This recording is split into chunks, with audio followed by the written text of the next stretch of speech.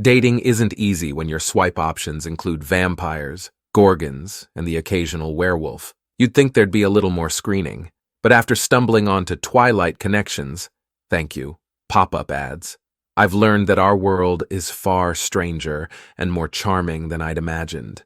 It started when I matched with Clarissa. Her profile was typical enough, loves reading, hiking, and long moonlit walks, until I noticed the bit about not petrifying you by accident. Gorgon then. No biggie.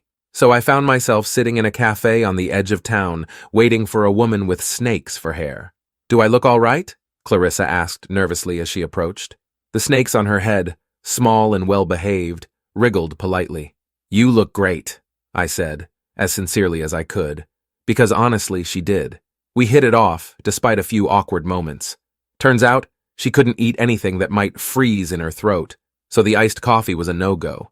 But she could talk books, and we spent an hour debating whether fantasy or historical fiction was better.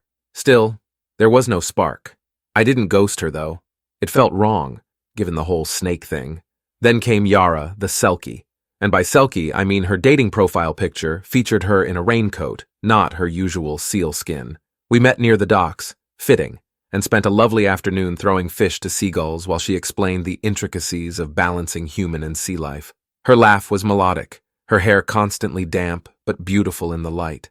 But in the end, I didn't feel more than a friendly ripple between us. She understood, said humans were just too dry for her taste anyway. Fair. But then there was Alicia. Her profile was simple. Looking for someone who gets it. Please don't ask me what I am. Naturally, I asked her out. When she showed up, I was surprised. She looked normal.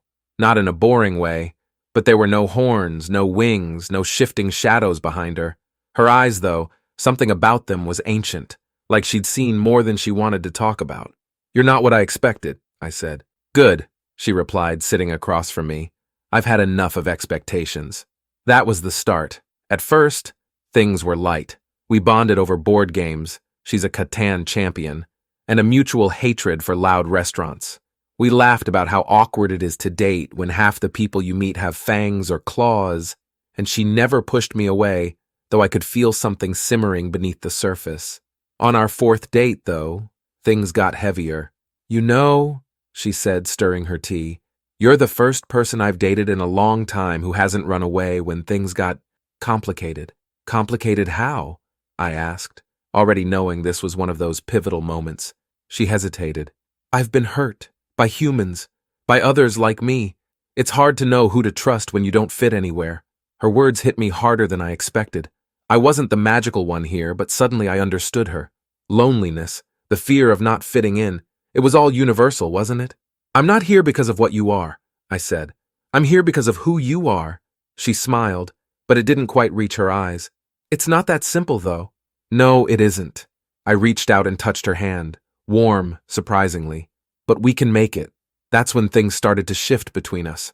Our conversations grew deeper, revealing layers of her past, a life lived in the spaces between human and other. But more importantly, I saw the vulnerability she'd kept hidden. Not just the fear of rejection, but the fear that someone might see past her facade and realize she was still healing. We took things slow.